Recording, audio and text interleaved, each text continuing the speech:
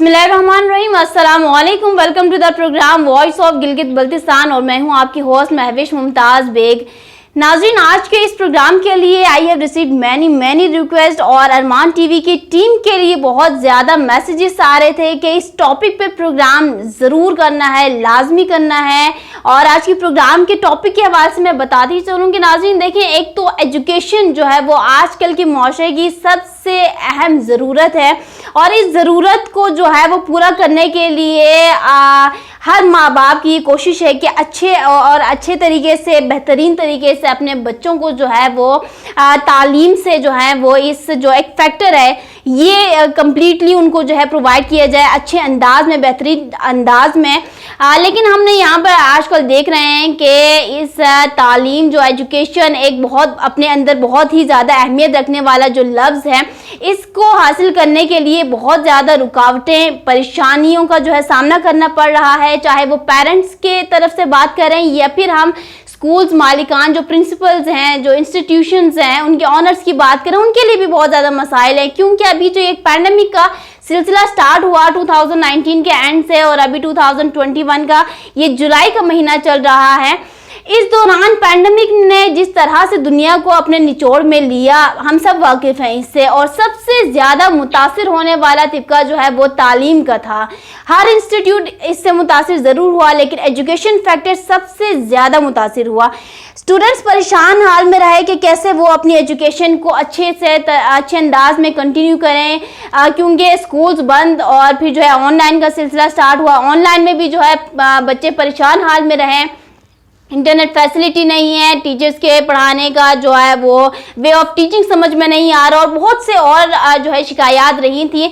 हम सब इससे वाकिफ़ हैं। और साथ ही साथ बात करें, जब स्कूल्स बंद थे तो एक पेरेंट्स के ऊपर ये एक अभी बोझ डलना शुरू हुआ कि स्कूल्स बंद होने के बावजूद फीसिस अदा करना लाजमी करार दिया गया स्कूल्स मालिकान की जानिब से। जबकि स्कूल्स ऑनर्स की बात करें, जो प्रिंसिपल हैं, जो हेड्स हैं, उनकी बात करें तो उनका भी ये मुतालबा था कि जब तक हमें फीसिस नहीं प्रोवाइड किए जाएंगे, आगे हम कैसे जो है वो एजुकेशन को, जो एजुकेशन की जो क्वालिटी है उसको बेहतर करने के लिए हम कैसे जो है अपनी सर्विसेज प्रोवाइड कर सकते हैं। जबकि हमारी इनकम नहीं होगी तो आउटपुट हम कैसे दे सकते हैं। तो क्या जो है ये एजुकेशन के निज़ाम को किस तरह से किसने ख़राब किया है? क्या वाकई माँ बाप की परेशानियाँ जो है वो हकीकत पर मबनी है? स्कूल मालिकान जो है वो माफिया का रूप अपनाए बैठे हैं या फिर उनकी भी मजबूरियों को देखते हुए माँ बाप ज़्यादती कर रहे हैं? दोनों सूरतों में जो है वो बच्चे पिस रहे हैं, उनकी तालीम का नुकसान हो रहा है। बात सिर्फ निकल के आ रही है कि तालीम में भी, इवन अभी मैं लास्ट टाइम जैसे कि आप सब जानते हैं कि सोशल मीडिया पे भी एजुकेशन को लेके काफ़ी जो है वो कुछ पोस्ट चले और काफ़ी हद तक जो है ना इस पर भी बात की गई कि स्कूल मालिकान जो है वो माफिया का रूप अपनाए हुए हैं और इल्म बड़ी दौलत है, यकीन नहीं आता तो स्कूल मालिकान से पूछा जाए। और माँ बाप के ऊपर बहुत ज़्यादा टॉर्चर हो रहा है। तो ये जो है ना तकरीबन पिछले कोई 4-5 महीने से हमें इसकी रिक्वेस्ट आ रही थी और कि इसके ऊपर प्रोग्राम लाजमी किया जाए। और मेरा बिलीव ये है कि जब भी प्रोग्राम करूं तो उसमें फैक्ट एंड फिगर्स को सामने रखते हुए हकाइक पर मबनी प्रोग्राम किया जाए। वन साइडेड प्रोग्राम से ना किसी का भला हुआ है और ना किसी के इन्फॉर्मेशन में इजाफा हुआ है। तो ऐसे प्रोग्राम ना करने का फ़ायदा है और ना आवाम को उससे कुछ हासिल होना है।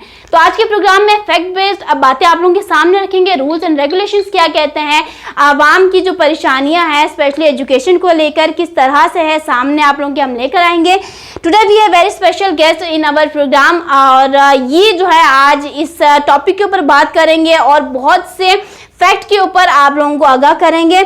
अपने गेस्ट का तारुफ करवाती चलती हूँ। सबसे पहले हमारे साथ मौजूद है, हमें लाहौर से हमें ज्वाइन किया है आज के प्रोग्राम के लिए सैयद मंजूर गिलानी साहब, एडवोकेट हैं हाई कोर्ट के जी। नाज़रीन, उन्हीं के साथ ही जो सेकंड गेस्ट हैं हमें ज्वाइन किया है इस्लामाबाद से सरदार गुल जुबैर साहब, senior vice president Rawalpindi division all Pakistan private school and college association के हमारे साथ इस्लामाबाद से हमें ज्वाइन किया है। और नाज़रीन, आज की जो हमारी तीसरी गेस्ट हैं हमें लाहौर से ही ज्वाइन किया है, हमारे साथ मौजूद हैं मेमुना गुल चौधरी, सीनियर जर्नलिस्ट हैं, आज के इस प्रोग्राम में पार्टिसिपेट किया जी। थैंक यू सो मच आप लोगों ने ज्वाइन किया और आज के इस इतने इंपॉर्टेंट टॉपिक के ऊपर जो है डिबेट के लिए आप लोग हाजिर हुए।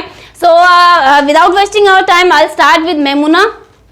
नाज़रीन, जानना ये चाहूंगी पहले मैमुना, मैं आपसे बल्कि पहला सवाल ये कर देती हूँ कि माँ बाप मुझे बताएं, अभी स्पेशली एजुकेशन, मैंने पूरा एक सिनेरियो बता दिया कि इस पैंडेमिक के दौरान जो है क्या क्या बातें सोशल मीडिया पे भी चल रही थी और इवन डेली लाइफ में हम खुद क्या क्या बातें सुनने को हमें मिल रही थी, कितने केसेस सामने आ रहे थे इस तरह के।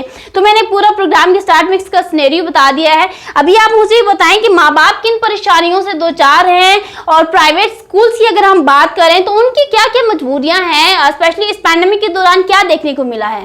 वालेकुम सलाम Mahvish, thank you so much, आपने हमें अपने प्रोग्राम में इनवाइट किया। आपकी बहुत नवाजिश है, आपने हमें इस काबिल समझा।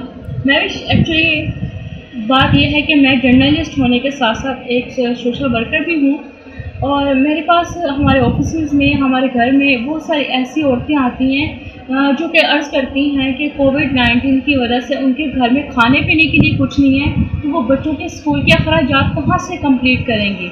यानी कि जैसे कि आप जानते हैं कि लास्ट ईयर कोविड-19 की जो फर्स्ट लहर थी उसने पाकिस्तान में किस कदर कहर मचा रखा हुआ था, और दूसरी बात ये थी कि बच्चों के स्कूल तो बंद कर दिए गए थे, लेकिन प्राइवेट स्कूल वालों ने बच्चों की फीसों के मतलब फीसों के लिए बिल्कुल भी किसी किस्म का कोई कंप्रोमाइज़ नहीं किया।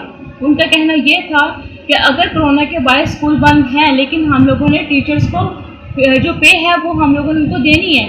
लेकिन इसका मतलब ये तो हरगिज़ नहीं है ना कि अगर आपने टीचर्स को पे देनी है या अपने स्कूल के अखराजात निकालने हैं तो उसका सारा का सारा खर्चा आप गरीबों की जेबों से लें। यानी कि हमारे प्राइवेट स्कूल जो हैं वो अब तलीमी अदारे नहीं रह गए, वो एक बिज़नेस बन चुके हैं। देखिए मैं भी, जैसे कि आप जानती हैं कि हमारे माशरे में तलीम जो है वो ऑलरेडी बहुत कम हो चुकी हुई है।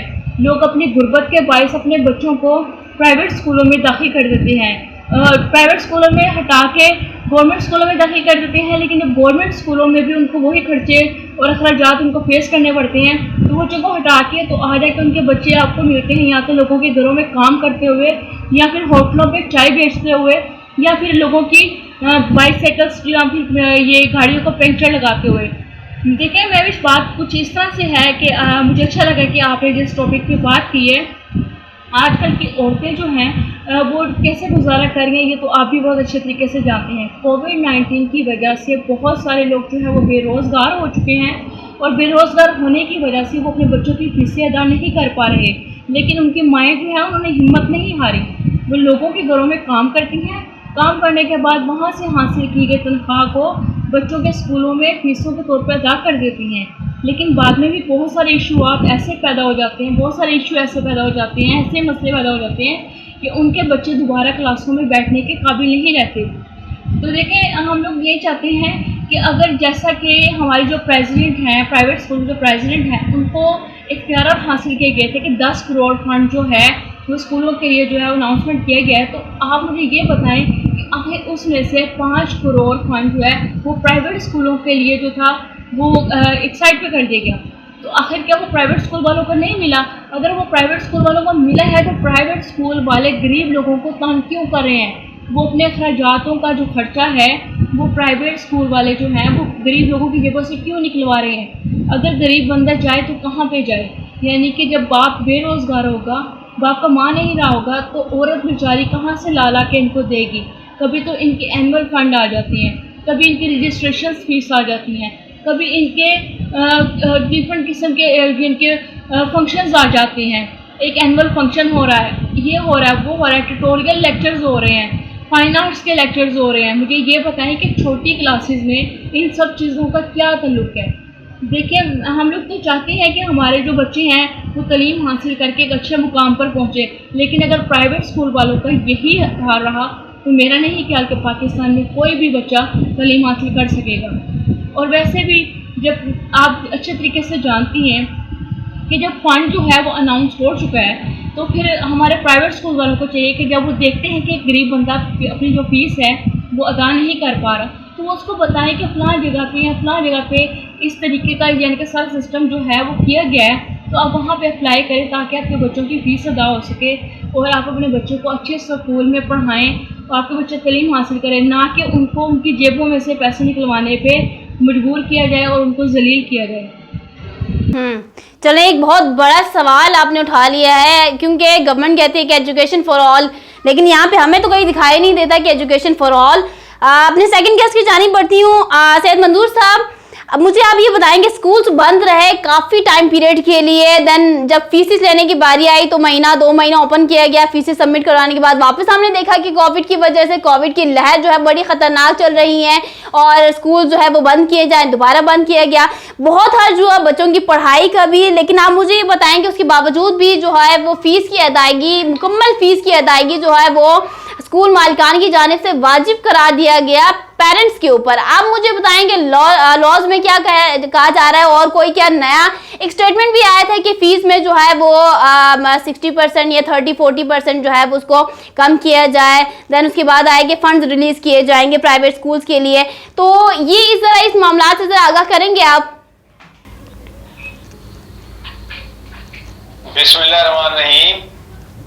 महविश, आपका शुक्रिया, आपने बड़ा अच्छा प्रोग्राम जो है आज शुरू किया है। बात यह है कि जिस ज़माने में हम स्कूल में जाया करते थे उस वक़्त तालीम हासिल करना जो था वो जहाँ फ़र्ज था वहाँ पढ़ाने वाले भी इसको इबादत समझते थे। लेकिन अब जो प्राइवेट स्कूल्स हैं उनका तो आलम ये है कि वो एक सनत बन चुकी है और सनत का मतलब ये होता है कि उन्होंने पैसे कमाने हैं। हर हालत में उन्होंने अपना प्रॉफिट देखना है जो कि वो देख रहे हैं। इसके अलावा पढ़ाई से उनका कोई ताल्लुक नहीं है। एक लफ्ज है तालीम और तरबियत। स्कूल जो होता था उसमें तालीम भी होती थी और तरबियत भी होती थी, लेकिन आजकल तरबियत जो है उसका तो तसव्वुर ही खत्म हो गया है, लेकिन जो तालीम है वो भी एक कारोबार बन गया है। ठीक। और जहां तक हुकूमत का ताल्लुक है, हुकूमत ने उस मामले में कोई खास कदम नहीं उठाया। होना तो ये चाहिए था कि बच्चों की तालीम का बंदोबस्त मुनासिब तरीके से किया जाता, लेकिन बच्चे जो है वो घरों में बैठे हुए हैं, उनकी फीसें जा रही हैं। तालीम उनकी, अगर उनके पेरेंट्स पढ़े लिखे हैं या उनका कोई बड़ा भाई है या उनकी कोई भावज है तो वो बच्चों को तालीम देते हैं। क्या ये है कि वो जाके प्राइवेट पढ़ें, ट्यूशन जाके पढ़ें? तो हमारे जमाने में तो ये होता था कि स्कूल में जब हमारा मैट्रिक का इम्तहान था तो हॉस्टल के अंदर जो बोर्डिंग हाउस था स्कूल में, उसमें हमारे टीचर रात को भी पढ़ाने के लिए आते थे और बाकायदा पीरियड होते थे और वो मुफ्त तालीम दिया करते थे। सही। ये जो तालीम को बेचने का मामला है ये इतना ज्यादा हो गया है कि अब इसका रुकना जो है वो मुहाल है। सही। हमारे जो मौजूदा वजीर आज़म है, इन्होंने जो वादे किए थे उनको वो पूरा करने में कामयाब नहीं हुए। बिल्कुल भी नहीं। सारे मुल्क में एक निसाब होना चाहिए। बात यह है कि हम या क्लर्क पैदा करते हैं या अफसर पैदा करते हैं। ये बात जो है बुनियादी तौर पर गलत है। एक इशू नहीं है तालीम के मामले में, बहुत से इश्यूज हैं, लेकिन आपने जो इशू उठाया है ये भी एक बुनियादी इशू है। और आपका जो चैनल है, आपकी पूरी टीम जो है वो काबिल मुबारकबाद है। थैंक यू सो मच जी आपका, क्योंकि ये रिक्वेस्ट इस हवाले से बहुत ज़्यादा आ रही थी कि फीसिस को जो है वो बड़ा हथियार भी बनाया जा रहा है, इसको जो है वो ब्लैकमेलिंग का जरिया भी बनाया जा रहा है और कहीं ना कहीं जो है वो पेरेंट्स भी जो है वो स्कूल मालिकान के साथ जो है वो ज्यादती भी कर रहे हैं। कुछ ऐसे मिक्स हो गए कोई जो है वो स्टोरीज हमारे तक आ रही थी, तो हमने सोचा कि इसके ऊपर प्रोग्राम जो है ना बड़े अच्छा एक इंफॉर्मेटिव प्रोग्राम दिया जाए। तो अभी मुझे मंजूर साहब बताइए ना कि ये जो बच्चे स्कूल नहीं जा रहे लेकिन फिर भी उनकी जो है वो फीसिस जानी चाहिए, रीज़न पूछा जाए तो ये बात सामने आती है कि भाई बिल्डिंग का रेंट देना है, टीचर्स की फ़ीस देनी है और बिजली जो है पानी, उनके बिल्स भी जो है ना उसी में से अदा होते हैं। तो क्या इन सबको मैनेज करने के लिए वालिदैन का ही जो है ना सहारा लिया जा रहा है? अभी ये ठीक है सिस्टम, यार समझते हैं कि उनकी भी मजबूरियाँ हैं। मैं समझता हूँ कि जो स्कूल मालिकान है वो ज्यादती कर रहे हैं। ठीक। तो अपना अमला ही कम कर दिया है। भाई अक्सर स्कूलों में उनका जो अमला है उसको कम कर दिया गया है। हत्ता कि जो स्कूल के बाहर गेट के ऊपर के एक चौकीदार होता था, अंदर पीएन होते थे, उनकी तादाद भी उन्होंने आधी कर दी है। इसी तरह टीचर्स को उन्होंने पहले तनख्वाहें कितनी देते हैं ये, किसी को 3,000, किसी को 4,000, किसी को 5,000, सही, ये इतनी इतनी तनख्वाह देते हैं। और उसके बाद ये चीख चिहाड़ा इन्होंने डाला हुआ है, ये सारे का सारा they are committing fraud with the people. Parents ने क्या ज्यादती करनी है, वो तो बेचारों के कारोबार भी बंद हो गए हैं, नौकरियां खत्म हो गई हैं। जैसे कभी महमूना ने बताया बीबी ने, तो वो सही बता रही थी कि लोगों की जॉब खत्म हो गई है, लेकिन इनको वो फिर भी दे रहे हैं पैसे, और ये पैसे इनके कम होने चाहिए थे। इनके कम से कम जो फीसेज हैं वो मेरा ख्याल में 50% से ज्यादा कम होनी चाहिए। ये फीसें भी लेते हैं, पढ़ाते भी नहीं है और नखरे भी कर रहे हैं। उसकी वजह ये है कि जो हुकूमत है उसका रवैया अवाम दोस्त नहीं है। ये हुकूमत का काम होता है कि वो सूरत हाल को कंट्रोल करे, बिल्कुल, लेकिन हुकूमत जो है उनका जिसे कहते हैं ना टोटल फेलियर है इस मामले में। चलें ठीक है, यहाँ पर मैं सरदार गुल जुबैर साहब की भी जानिब नाज़रीन बढ़ूंगी, क्योंकि काफ़ी देर से वो भी खामोश हैं, बहुत कुछ है कहने को, और स्पेशली जब आवाम जो है वो उंगली उठा रही है प्राइवेट स्कूल्स के जो ऑनर्स पर, हेड्स पर और मालिकान पर इस अंदाज में, तो यकीनन इनका जो है ना डिफेंड करना, अब ये क्या अपना मौक़िफ़ रखते हैं और आवाम जो है किस तरह से इनकी मौक़िफ़ को जो एक्सेप्ट करती है, ये डिपेंड करता है ये किस तरह से सवालात के जवाब देते हैं। तो यहाँ पर जुबैर साहब, मैं आपसे ये जानना चाहती हूँ कि यहाँ प्राइवेट स्कूल्स को जो है माफिया का दूसरा रूप कहा जा रहा है। आप फेमिलियर हैं, आप आवाम के बीच में उठ बैठ रहे हैं, इवन पेरेंट्स से आपका जो है वो सामना होता है, आप उनसे डीलिंग करते हैं, तो मुझे ये बताएं कि इस मुकद्दस दरगाह पर ये धब्बा कौन लगा रहा है, खुद स्कूल के मालिकान या फिर जो है वो वालिदैन? बिस्मिल्लाहिर्रहमानिर्रहीम। थैंक यू महविश, आज आपने बड़े इंपॉर्टेंट टॉपिक पे हमें यहाँ मदऊ किया। मैं अपने मुअज़्ज़ज़ जो गेस्ट यहाँ पर आए हुए हैं उनकी भी गुफ्तगू सुन रहा था। एक्चुअली देखें, हमारे माशरे में आप भी इस माशरे का हिस्सा हैं, हम भी इस माशरे का हिस्सा हैं, ठीक है। यहाँ के जो तालीम की अहमियत से कोई भी इनकार नहीं कर सकता। किसी भी रियासत में सबसे पहले जो पाकिस्तान के आइन में भी है 25A आर्टिकल है, एडवोकेट साहब बैठे हुए हैं, ये बेहतर इसको तशरीह भी कर देंगे कि तालीम बुनियादी हक है और वो रियासत की ज़िम्मेदारी है बच्चों को तालीम देना। अनफॉर्चुनेटली इस ज़िम्मेदारी को रियासत नहीं निभा सकी, जिसकी वजह से प्राइवेट सेक्टर आगे आया और उसने अपनी जगह बनाई। आप यकीन जानिए, कुछ जो परसेप्शन एक वो क्रिएट कर दी गई है वो इसलिए कि हमारा मौक़िफ़ उस तरीके से लिया नहीं जाता। जैसे मैंने पहले अर्ज़ किया कि हम भी इस माशरे का हिस्सा हैं, 5 उंगलियां भी बराबर नहीं होती, अच्छे बुरे लोग हर शोबे में मौजूद हैं। तो हमारे से अनफॉर्चुनेटली ऐसा हुआ कि हमारे जो ड्रॉबैक्स हैं उनको ज़्यादा हाईलाइट कर दिया जाता है। जो हमारे फैक्ट्स एंड फिगर्स हैं वो मैं कोशिश करूँगा आपके प्रोग्राम के थ्रू पूरे पाकिस्तान तक पहुँचे। जी बिल्कुल, ज़रूर पहुँचे, ठीक है, बिल्कुल। तो मेन चीज़ थी कि अगर आप अपने मुल्क पाकिस्तान का एक तखमीना, एक अंदाज़ा लगाएं तो 60% ऑफ स्टूडेंट्स जो हैं वो प्राइवेट सेक्टर ने संभाले हुए हैं। 40% का बोझ इस वक्त गवर्नमेंट सेक्टर ने संभाला हुआ है। गवर्नमेंट सेक्टर की जो तनख्वाहें हैं वो कम से कम, उसका अगर आप कथारसिस करें तो एक बच्चे पर 10 से 12 हज़ार का खर्च आता है गवर्नमेंट स्कूलों के अंदर, ठीक है। प्राइवेट सेक्टर वही चीज़ 2-4 हज़ार रुपये में अब उन्हीं बच्चों को क्वालिटी एजुकेशन दे रहा है। अब आप देखें कि जो माफिया और ये जो चीज़ें आ गई हैं अनफॉर्चुनेटली होनी नहीं चाहिए। इतने मुकद्दस पेशे के लिए ये वर्ड यूज नहीं करने चाहिए। बिल्कुल ऐसे ही। तमाम साहिबान भी कहीं ना कहीं से तालीम हासिल करके यहाँ तक पहुँचे हुए हैं। अब प्रॉब्लम कहाँ पे आ रही है? प्रॉब्लम ये आ रही है कि हमारे मुल्क में फ़ीस स्केड्यूल जो है, मैं आपको फैक्ट्स एंड फिगर बता रहा हूँ कि 100 रुपये से लेकर 50,000 रुपये तक की फ़ीसें वसूल की जाती हैं। अब पेरेंट्स पे है कि वो अपनी चॉइस के मुताबिक, अपनी अफोर्डेबिलिटी के मुताबिक बच्चे को स्कूल में दाखिल करवाते हैं, ठीक है। अब जो 8,000 से ज़्यादा के फीस चार्ज कर रहे हैं वो हार्डली 2 से 2.5% जो है वो स्कूल है। बाकी 98% स्कूल वो हैं जो 5,000 से भी कम फीस चार्ज कर रहे हैं। अच्छा, हुआ क्या कि इस दौरान पेंडेमिक की सिचुएशन थी, सबके लिए नहीं थी, जिसमें पूरी दुनिया ने सफ़र किया।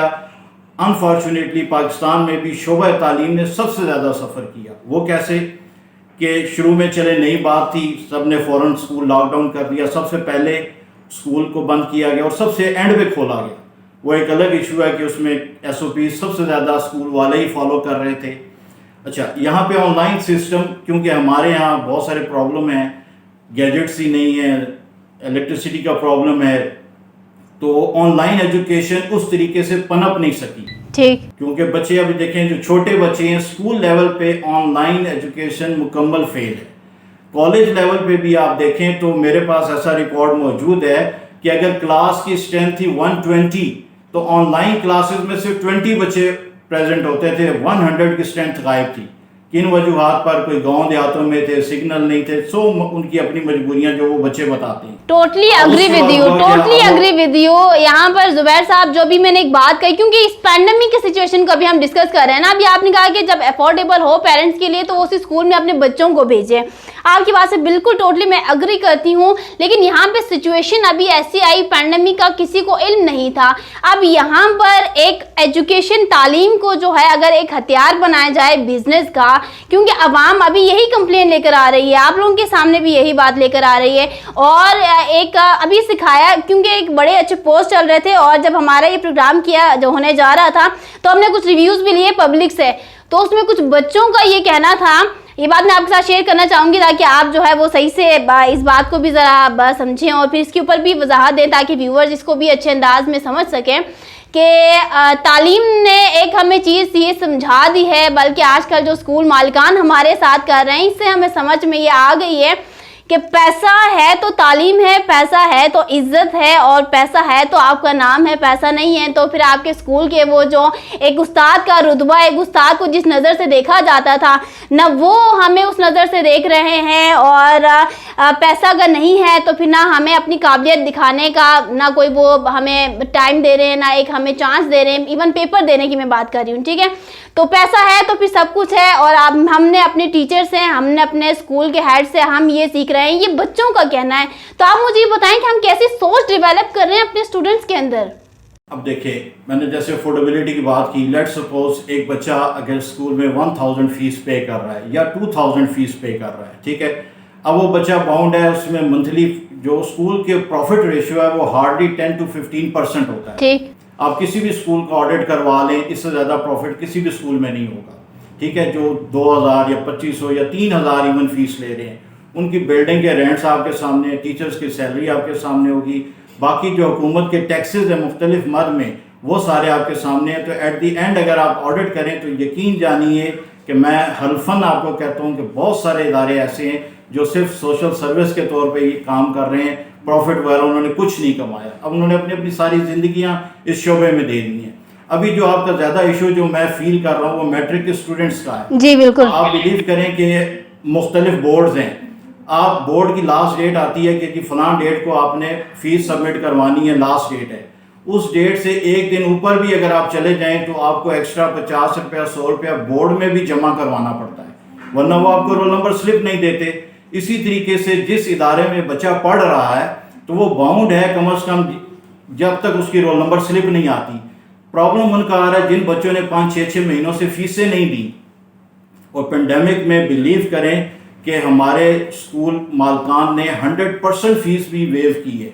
गवर्नमेंट की तरफ से था सिर्फ 20% आपने वेव ऑफ करना है, तो आप यकीन जाने केस टू केस बेसिस पे 50%, 70%, 100% कि किसी तरीके से उन बच्चों को वापस मोटिवेट किया जाए, एजुकेशन की तरफ लेकर आ जाए। तो ये जो हजारों की जुबैर साहब ये जो आप बात कर रहे हैं 50% ऑफ 70% ऑफ, जुबैर साहब ये जो अभी आप बात कर रहे हैं ना 50% ऑफ 70% ऑफ, ये क्या इसके ऊपर इम्प्लीमेंटेशन की गई है? बिल्कुल की गई है। ये तो देखें एक गुडविल जेस्चर के तौर पे किया गया है, यानी हुकूमत की तरफ से तो सिर्फ था 20% आप पेंडेमिक में वेव ऑफ करें, लेकिन ये नॉन इशू को इशू बनाया गया। लेट्स सपोज 1000 फीस आप चार्ज कर रहे हैं एक बच्चे से, उसको अगर 200 रुपये आप छोड़ भी देते हैं, लेट्स 20% इतना ही बनता है, तो उस 200 रुपये की खातर बाकी जो महंगाई का आलम है वो कहाँ जा रहा है, तो उस 200 रुपये की खातर पेरेंट्स को स्कूल के सामने लाकर खड़ा कर दिया गया है, जबकि ये कोई इशू नहीं था। चलें ठीक है, आपकी इसी बात को मैं आगे कंटिन्यू करूंगी सैयद मंजूर साहब के साथ। सैयद मंजूर साहब, आप एग्री करते हैं अभी जुबैर साहब ने जो भी एक सिनेरियो सामने रखा है, अपना पॉइंट ऑफ व्यू आप कह लें, तो अभी आप एग्री करते हैं इनकी बातों से? देखिए, बात ये है कि उन्होंने अपनी मुश्किलात बतानी है, ये नहीं है कि इनको मुश्किलात नहीं है। सवाल ये पैदा होता है कि हमें कौमी जज्बे के साथ देखना है। हुकूमत जो है वो वाक़अतन जो बुनियादी हक है तालीम का, सेहत का, रोजगार का, हत्ता कि जो जीने का हक है वो भी हुकूमत जो है वो भी छीनने को तैयार बैठी है। जहां तक इन्होंने बताया कि स्कूल्स में टैक्सेस हैं, समझता हूं कि जो प्राइवेट स्कूल्स हैं उन पर टैक्सेस नहीं होने चाहिए। ये बातें तो और हैं। ये प्राइवेट स्कूल्स वाले जो हैं ये हुकूमत से बात करें, टैक्सेस अपने खत्म करवाएं। हमारे जमाने में जो स्कूल होते थे, मैं खुद फाजिल का इस्लामिया हाई स्कूल पाकपट्टन में पढ़ता रहा हूँ। वहां बहुत कम फीस होती थी, हमारे इतने लाइक टीचर थे, बेहतरीन तालीम हमने हासिल उनसे की है, लेकिन बहुत कम फीसें होती थी। उसकी वजह ये थी कि जो स्कूल होते थे उनको लोग भी जाके चंदा देते थे। सही, लोग खुद जाके उनको पैसे देते थे कि देखें कि ये स्कूल है, बड़ा अच्छा काम कर रहा है। तो आजकल क्योंकि ऐसे स्कूल्स भी हैं, मैं उनके मालकान को जानता हूं कि वो अपनी दौलत गिन नहीं सकते, अपनी प्रॉपर्टियां नहीं गिन सकते कि किस मुल्क में कितनी उनकी प्रॉपर्टियां हैं, किस शहर में उनकी कितनी प्रॉपर्टियां हैं। मैं उनके नाम जानता हूं, जाती तौर पर मैं जानता हूं।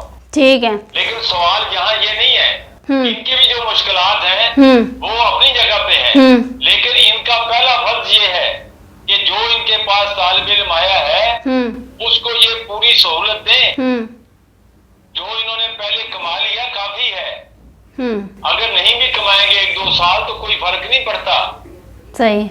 और ये कितने स्कूल हैं जिनकी फीसें कम है? मुझे बताएं कि एक आदमी की कम से कम जो तनख्वाह रखी है हुकूमत ने वो 20,000 है। उसके अगर 3 बच्चे हैं तो वो 4,000 रुपये अगर एक बच्चे की तनख्वाह फीस देगा तो 12,000 दे देगा, तो बाकी क्या बचेगा? अगर वो 3,000 देगा 3 बच्चों की तो 9,000 दे देगा, उसके बाद बाकी क्या बचेगा? वो तो एक बच्चे का 3,000 नहीं दे सकता। हमने तालीम कहाँ देनी है लोगों को? ये 3,000 की तनख्वाह, ये फीस है, ये 5,000 फीस है, इसका क्या मतलब है? मैं समझता हूँ कि ये बच्चों के साथ ज्यादती है, बिल्कुल ठीक, के मुस्तकबिल के साथ ज्यादती है। बिल्कुल ऐसा ही है। चले यहाँ पर बिल्कुल यहाँ पर सॉरी आपको मैं इंटरप्ट कर रही हूँ क्योंकि मेरा सवाल अभी जुबैर साहब से एक बड़ा अच्छा माइंड में भी आया। जुबैर साहब, अभी जो आपने कहा कि इस तरह से माली क्राइसिस स्कूल्स के भी होते हैं तो मालकान को देखना पड़ता है, अखराजात होते हैं, तो फिर वो कहाँ से पूरी करेंगे अगर फीसिस का मुतालबा नहीं किया जाएगा। तो ये ज़रूरी है कि जो भी क्राइसिस होंगे उनका जो है सारा निचोड़ आपने वालिदैन के जेबों से निकालना है। ये एक और रास्ता भी तो है कि आप हुकूमत से रब्ता कर सकते हैं, हुकूमत के नुमाइंदों से बात कर सकते हैं, अपने जो नुमाइंदे हैं उनसे बातचीत करके अपने प्राइवेट स्कूल एसोसिएशन के लिए कोई अलग से फंड की आप लोग मुतालबा करके उसको आप मनवा सकते हैं। जरूरी थोड़ा ना कि फिर पेरेंट्स का जो नहीं है गला आप लोग दबाएं इस अंदाज में। आप बिलीव करें महविश के इस पेंडेमिक के दौरान वाहिद प्राइवेट स्कूल एसोसिएशन थी जिसने बारहा दफ़ा अपने तमाम मिनिस्टर से मीटिंग की। यहाँ तक नौबत आई कि एक उस्ताद को सड़कों पर निकलना पड़ गया अपने बुनियादी हक के लिए। बिल्कुल देखा गया, बिल्कुल हमने देखा है, बिल्कुल जहाँ पर हुकूमत वक्त ने हर शोबे को नवाजा, इंडस्ट्रीज़ को नवाजा, एंटरटेनमेंट के शोबों को नवाजा, तालीम के लिए सिर्फ ज़ुबानी जमा खर्च किए गए। हमने हुकूमत से इतना भी कहा कि हमें लोन दे दिया जाए, इंटरेस्ट फ्री लोन दे दें, कम से कम हम अपनी टीचर्स की सैलरीज दे सकें, बिल्डिंग्स के रेंट दे सकें, जिस पर हुकूमत ने, हम असद उमर साहब से भी मिल चुके हैं, हमारी एसोसिएशन NCOC से भी मुलाकात हो चुकी है। तो मुझे बताएं इससे आगे कौन सा फोरम है जिसके आगे जाकर हम इल्तिजा करें? हमारी कहीं भी सुनवाई नहीं हुई, किसी ने भी हमें वो एंटरटेन नहीं किया। देखिए, इंटरेस्ट फ्री लोन अपने पे हम लेकर इन चीज़ों को हैंडल करना चाह रहे हैं। अब हुआ क्या, बहुत सारे इदारे बंद हो चुके हैं। क्यों? सर्वाइव ही नहीं कर सकते थे। अब जो कुछ सरवाइव कर भी रहे हैं तो वो यकीन जाने लोन अभी भी लोन लेके सरवाइव कर रहे हैं। और जो फाजिल हमारे दोस्त साहब बयान ने किया जी कि मैं प्रॉपर्टियां ये वो जानता हूँ, आप बिलीव करें वो हार्डली 2-3% स्कूल ऐसे होंगे, मालकान ऐसे होंगे एलीट क्लास वाले, उनको तो परवाह भी नहीं है ना उनके, जहाँ वो बच्चे 50,000 फीस दे रहे हैं उनको क्या परवाह, उनको होम ट्यूटर भी रख लेंगे। मसला तो उस गरीब के बच्चे का, चाहे वो गवर्नमेंट के स्कूल में है, उसका स्कूल बंद है, उसको नहीं पढ़ाया जा रहा, ना गवर्नमेंट में ऑनलाइन फैसिलिटीज हैं। प्राइवेट स्कूल ने किसी हद तक कोशिश जरूर की है कि ऑनलाइन सिस्टम से बच्चों को, लेकिन हुकूमत ने प्राइवेट स्कूल एसोसिएशन को भी फेवर नहीं दी, ठीक है ना, हुकूमत ने उनको भी फैसिलिटेट नहीं किया, इसका मतलब नहीं किया जी, बिल्कुल। चलें ठीक है, तो फिर लास्ट में ठीक हो गया आपकी बात भी हमारे सामने, अभी आवाम इसको भी सुन रही है। लास्ट में मेमुना साहिबा की जानिब बढ़ती हूँ। मेमुना, मुझे अभी ये बताएं कि अभी गवर्नमेंट को क्या करना चाहिए, क्योंकि गवर्नमेंट एंटरटेनमेंट और बाकी चीज़ों पे तो जिस हिसाब से काम कर रही है, आप और मैं बड़े अच्छे से इसको जानते हैं। इवन तालीम जो इतना अहम फैक्टर है उसको, उसकी जो इग्नोरेंस भी हमें दिख रही है कि किस अंदाज में किया जा रहा है। तो मुझे अभी आप ये बताएं कि हुकूमत को क्या करना चाहिए, क्या इकदाम उठाने चाहिए, प्राइवेट स्कूल्स के जिम्मेदारान को क्या करना चाहिए, और अभी इस पैंडेमिक के ख़त्म होने तक वालिदैन की क्या जिम्मेदारी बनती है? जी महविश, मैं आपसे इस बात पे ये कहना चाहूँगी कि हमारे जो तलीम के सदर हैं, यानी कि पाकिस्तान के जो प्राइवेट स्कूल के जो सदर हैं काशिफ साहब, जब उनको वो जानते हैं कि 10 करोड़ फंड जो है वो तलीम के लिए वक्फ कर दिया गया है, तो उनको चाहिए ये जो 5 करोड़ फंड है उसके मतलब लोगों को अवेयर करें कि अगर वो अपने बच्चों की फ़ीस अदा नहीं कर पाते तो वो इनके एसोसिएशन से रब्ता करें। आखिर वो 5 करोड़ फंड कब काम आएगा?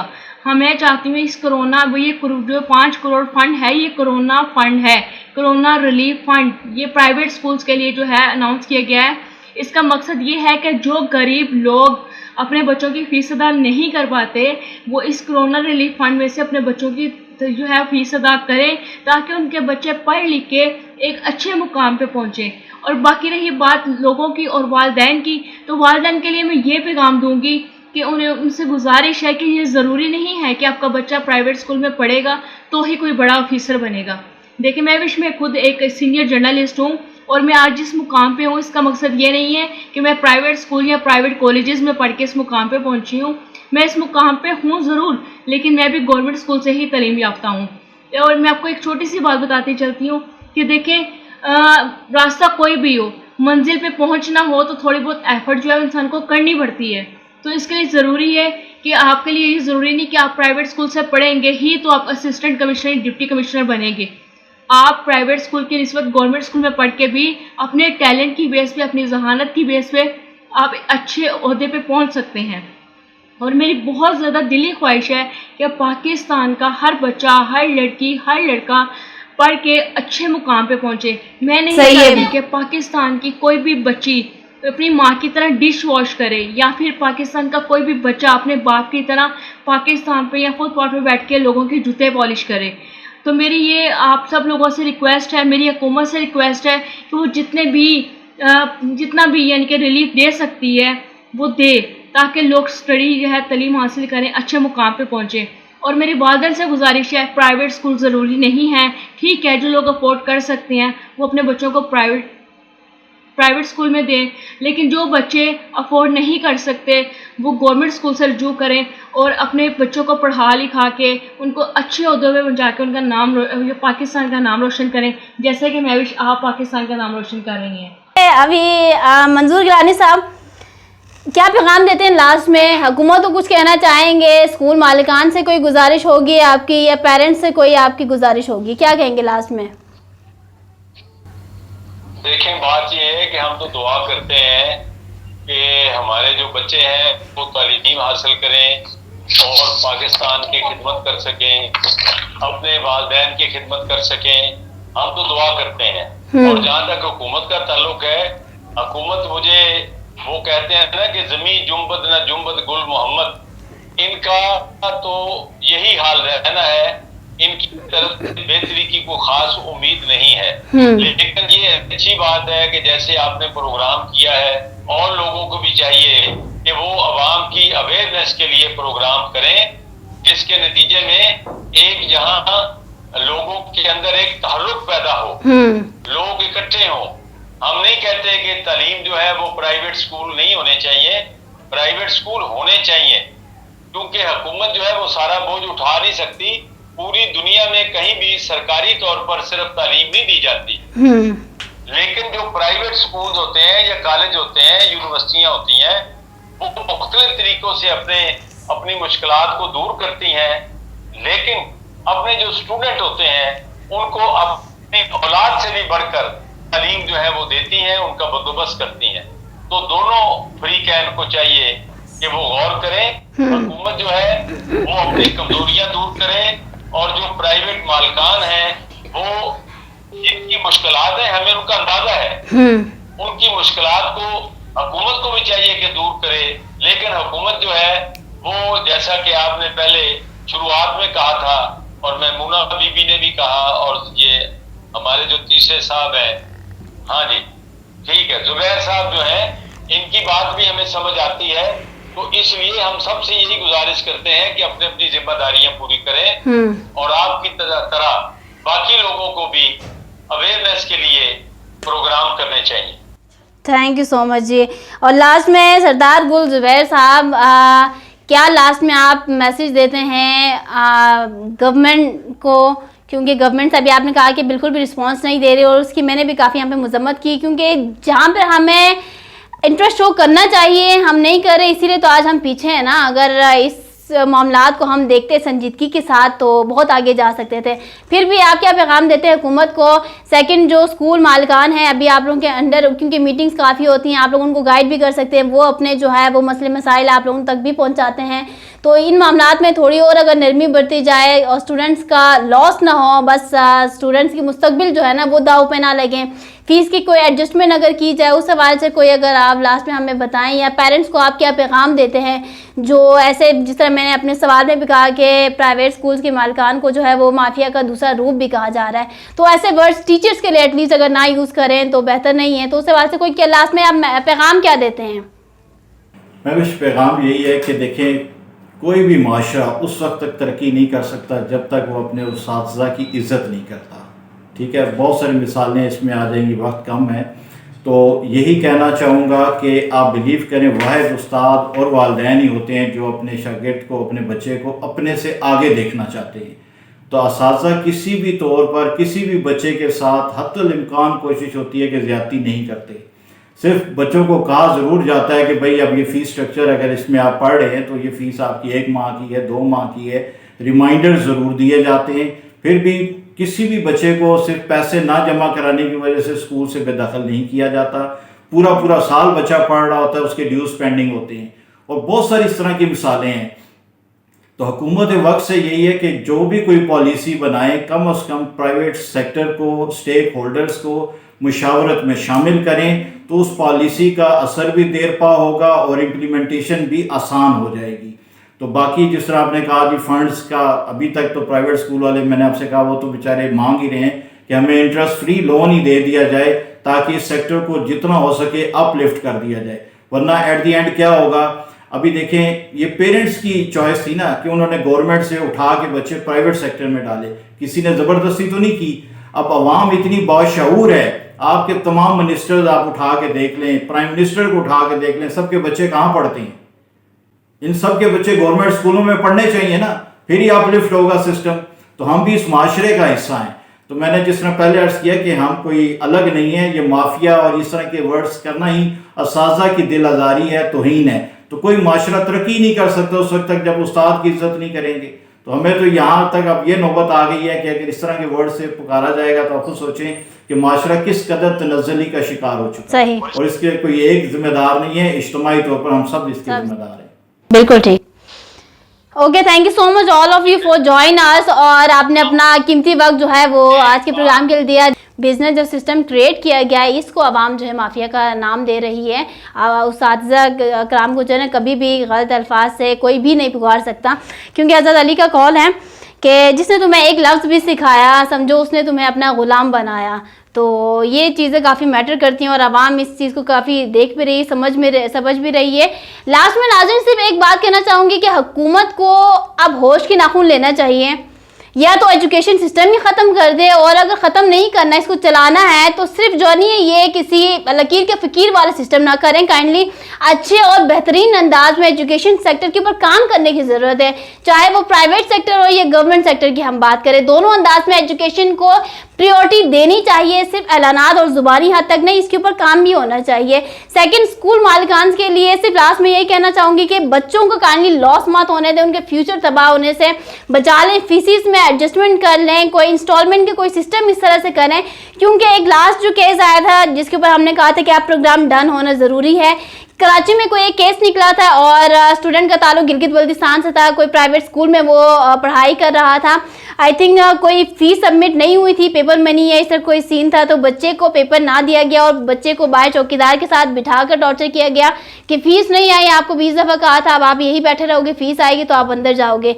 जब पेरेंट्स के इल्म में ये बात आई तो फिर जाहिर सी बात है बौखलाहट का शिकार हो गए और फिर स्कूल मालिकान से, हेड से, प्रिंसिपल से लड़ने झगड़ने के लिए चले गए। तो ये हम अपने माशरे को किस तरफ लेके जा रहे हैं, काइंडली इसके ऊपर सोचने की ज़रूरत है। पेरेंट्स को भी कि स्कूल्स का भी, चूँकि अभी सरदार साहब ने भी बात कही कि अखराजात होते हैं, कुछ मामला तय करने होते हैं, तो उनके साथ एक कॉपरेट, आप लोगों का कॉपरेशन होना ज़रूरी है। फीसिस जो हैं वो मामला तय होते रहेंगे, बच्चों का मुस्तकबिल ज़ाया नहीं होना चाहिए।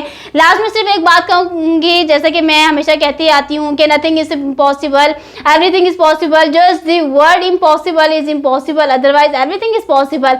So just believe in your self और आगे बढ़े, इंशाल्लाह खुदा साथ देने वाली ज़ात है। इसी के साथ मुझे दीजिए इजाज़त, इंशाल्लाह नेक्स्ट प्रोग्राम में दोबारा हाजिर होंगी, तब तक के लिए अल्लाह हाफिज़।